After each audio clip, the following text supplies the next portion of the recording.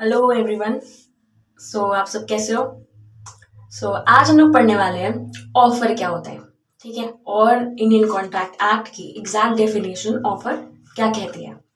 Section 2A Indian contract act 1872 का define करता है कि व्हाट इज ऑफर या प्रपोजल, ठीक है। It defines as follows. जब कोई इंसान when a person signifies to another his willingness to do or abstain from doing something with a view to obtaining the assent of that person for such act or abstinence is said to made a proposal। ठीक है, तो हमने definition तो पढ़ ली। अब इसको समझे कैसे? When a person to signifies his willingness to do or abstain from doing something with a view to obtain the assent of that person is said to made a proposal। नहीं समझ में आएगा, तोड़ तोड़ के पढ़ते हैं, तब हम समझ पाएंगे कि ऐसा क्या चीज है जो ऑफर को वैलिड ऑफर बताता है। ठीक है, तो पहली चीज, जब इंसान अपनी इच्छा जाहिर करता है, ठीक है, when a person signifies his willingness, ठीक है, तो मतलब ऑफर क्या हो रहा है? कम्युनिकेट हो रहा है। अगर ऑफर कम्युनिकेट नहीं होगा तो एक्सेप्ट कैसे होगा? तो पहला हो गया कम्युनिकेशन ऑफ ऑफर। इसका सबसे इंपॉर्टेंट केस क्या है? लालमान शुक्ला वर्सेस गौरी दत्त। ठीक है, तो इस केस में क्या होता है कि डिफेंडेंट का जो भतीजा है वो घर से भाग जाता है और उसे खोजने के लिए वो अपने सर्वेंट को भेज देता है।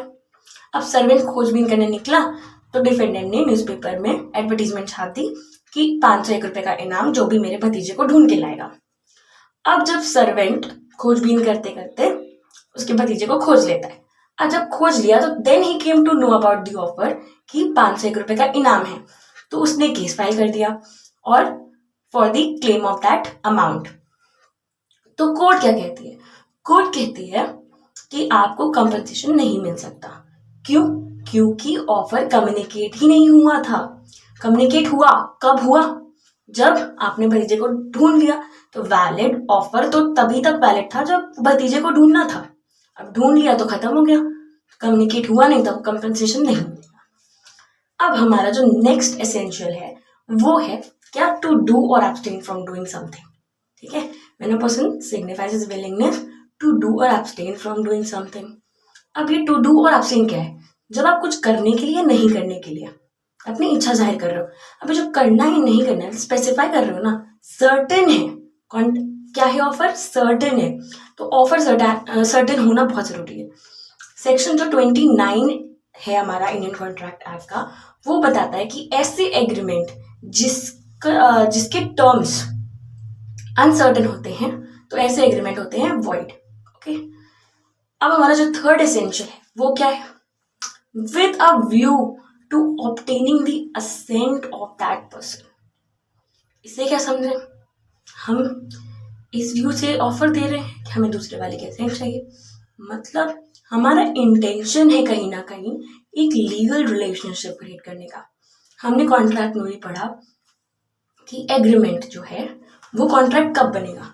जब उसमें लीगल एनफोर्सेबिलिटी जुड़ गई। अब लीगल एनफोर्सेबिलिटी क्या है?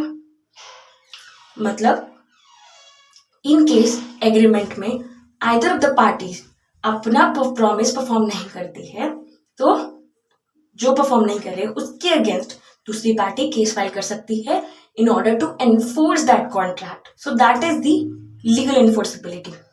ठीक है, तो अब लीगल इंटेंशन होना जरूरी है कॉन्ट्रैक्ट ऑफर को वैलिड होने के लिए।